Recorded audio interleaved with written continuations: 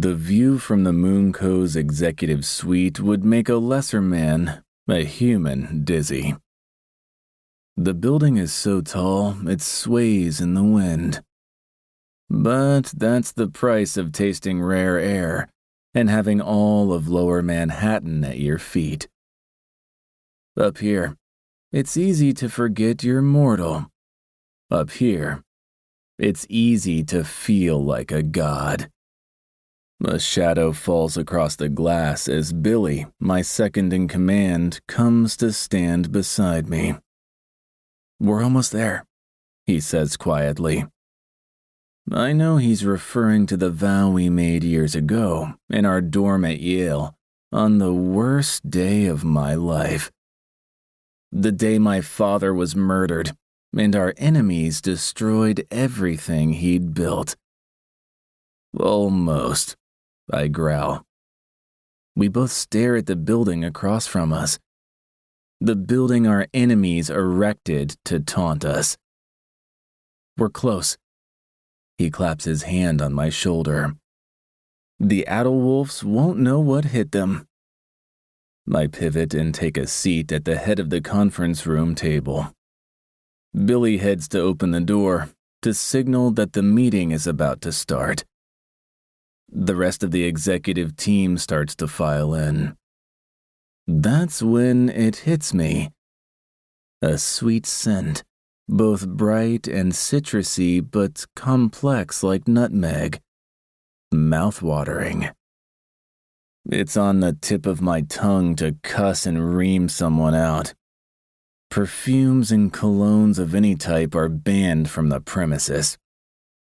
It's stated clearly in the employee handbook, practically on the first page. Billy takes great joy in firing the new hires that forget. But it's not perfume. It's someone's natural scent. But whose? There, by the elevator. New girl. I fired my assistant Friday, which means her assistant, Indira, moved up the ladder. And there's a new starry-eyed college grad in Indira's place. A young woman coolly surveys the top floor. She's no different than any other administrative assistant. Young, professional. She has a short dark brown bob and bold red lipstick. But her scent... I pull it through my nostrils, savoring the flavor. Nutmeg and oranges.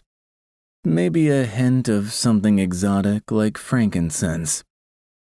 "Who's that?" Billy flops down in his chair and leans back, making it balance on the last two legs. A display of strength no human could pull off.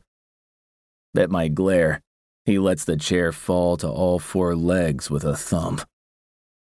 "Your new secretary's secretary?" He was there when I fired my former assistant Friday. I go through assistants like Billy goes through hookups. Must be. "You want me to call her in?" he asks. Yes. Normally, I would say no. Normally, I wouldn't give her the time of day until I wanted something. But I need to examine that scent up close. Billy looks at Indira and points at New Girl. He makes a beckoning motion, like he's irritated that Indira didn't already come in to introduce her. He's almost as skilled as I am at making employees jump and tremble with fear. New Girl doesn't look afraid, though. I watch as she follows Indira in. As soon as I get a nose full of her scent, I want to lick her from toe to clit. Odd reaction to a human. She's not even pleasing to the eye. I mean, she's pretty, but there's nothing soft and yielding about her. Something in the carriage of her neck, the lift of her chin, and the way she doesn't flinch when I glare in her direction, makes her look like she has a chip on her shoulder.